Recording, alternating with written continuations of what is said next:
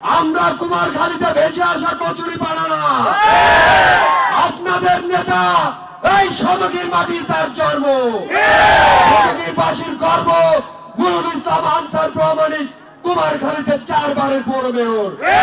ইনশাআল্লাহ আপনারা যদি ঐক্যবদ্ধ থাকেন এইবার খোকসা কুমারখালীর সংসদ সদস্য হিসাবে আপনারা দেখতে পাবেন। কুমারখালীর সকল নেতাদেরকে আপনারা চেনেন, সব দলের মানুষের সব দলের নেতাকে আপনারা চেনেন। আমরা দেশের মানুষের সেবা করতে চাই, সেবা করে যাচ্ছি এবং যাব। যার যখন যে বিপদ আপদ হয় আমরা আপনাদের পাশে আছি, আপনাদের সঙ্গে সুখে দুঃখে আছি, সব সময় আপনাদের সঙ্গে থাকবো। আমরা বিএনপি করি, আমার নামে 12টা মামলা, এখনো 4টে আছে। আমরা কেন কি অন্যায় করেছি? কত রাত্রি বাড়িতে ঘুমাতে পারিনি।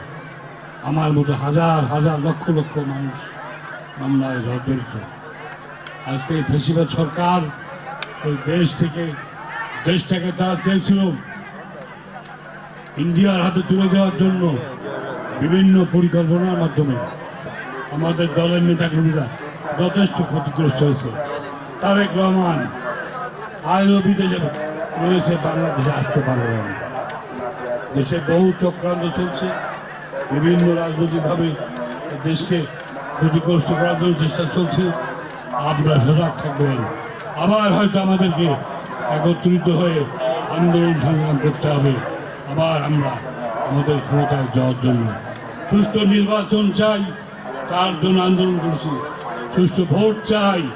আর আপনার তো প্রত্যক্ষ সাক্ষী 1914 সালের উপজেলা ভোটে কি অবস্থা হয়েছিল এখানে সারা বাংলাদেশের লোক জানে। আজকে আবার হয়তো ওই দিন না আসে, আপনাদের ভোট আপনারা যাকে খুশি তাকে দেবেন, কিন্তু ভোটটা সুষ্ঠু হওয়া দরকার। গণতান্ত্রিক অধিকার, আমরা বাংলাদেশের নাগরিক, আমাদের গণতান্ত্রিক অধিকার, আমরা আমাদের ভোট আমরা যাতে দিতে পারি সেই ব্যবস্থা করব।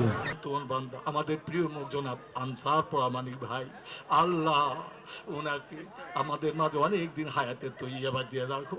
মালিক আগামী সংসদ নির্বাচনে গো আমার বেদা যারা ষড়যন্ত্র করছেন, যারা ষড়যন্ত্র সমস্ত যোগ্যতা দিয়ে অনেক অনেক অনেক দিন হায়াতে তৈয়াবা দিয়ে দাও। আয় আল্লাহ পুরা খোকসা কুমারখালীর নেতার মর্যাদা সম্মানকে আজীবন ধরে রাখা এবং ওই মধ্যে আয় আল্লাহ তুমি তাদের এই নেক আশা নেক মকসদ পূর্ণ করে আমাদের সকলের জন্য জান্নাতে একটি জায়গা।